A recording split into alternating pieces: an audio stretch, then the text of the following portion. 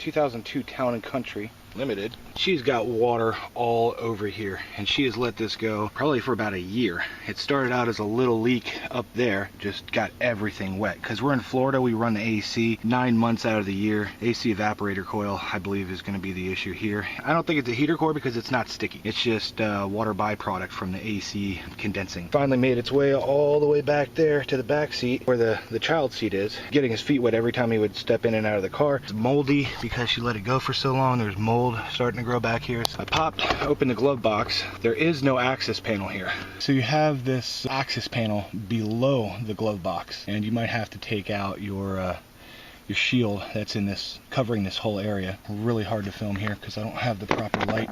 There's a little clip here on two sides.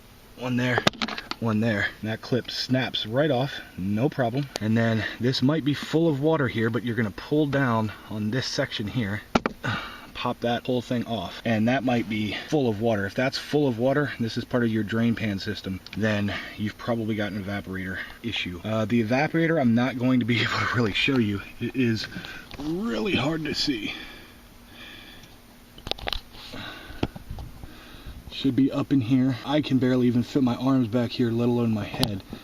So what I'm going to do is try and scrub it out the best I can with scrubbing bubbles like Real Fixes Real Fast suggests. Looks like it's leaking over there too, so I'm going to have to take a coat hanger, dislodge some debris that I think is stopping up the evaporator drain tube, which I believe is the primary culprit for this entire issue. And the evaporator is dirty, you know, it is gunked up pretty good in there. That drain tube, I'm pretty sure, is going to be the issue. We're just going to clean up both, just like Real Fixes Real Fast suggests. Different style Caravan, Chrysler, whatever, and that's how I'm going to attack it, and hopefully that'll work. If not, she's going to have to take this thing in for service, because that means most of this dash is going to have to come out into where those tubes connect. Clean this up the best that I can. In the process, I probably did about 10 times, spraying scrubbing bubbles in there, scrubbing it with my brush, squirting it out with the water bottle, and in the process, all that water does not drip back down on here. Most of it actually runs right through into the drain pan, which leads out right there, and you can see it is really wet right there. So that's where our culprit is. I'm guessing it's a clog. Either that or there's a seal issue right there of some kind. That's more than I'm going to chew right there. I'm not going to put a coat hanger through there. I'm going to put a snake, a drain snake, which has Velcro on the end, and put that through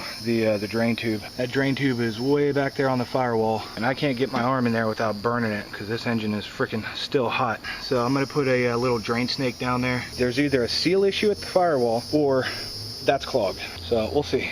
Instead of using a coat hanger, what I use is this, and this is called a turbo snake. You can find these in stores, and this is the kind of thing that says as advertised on TV. So this is my turbo snake. It's just a piece of solid core wire, and then on the end it has Velcro attached to it. And this is just a freaking amazing invention. I use this to snake out drains in my house, sinks and bathtubs. This thing is freaking amazing. So you take this and you go into the heater core, go around in there, and you go rah, rah, rah, rah, rah, rah, and then you yank it out. And if you're lucky, you'll yank out a whole bunch of gunk and crap with it. I wasn't so lucky. The only other possibility for that, on her car anyway, would be at the firewall where the seal is. On that side of the firewall and this side where that drain line connects.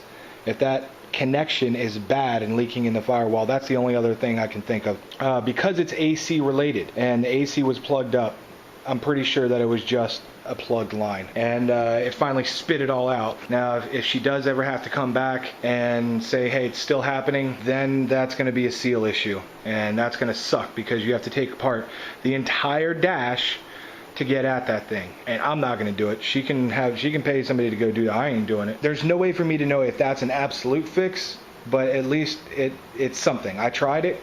If it doesn't work and she has to come back, then she's going to have that seal done. That's that, and hopefully this video has helped someone out there with the Town & Country that had that same issue. If this video has helped you, please click like, subscribe.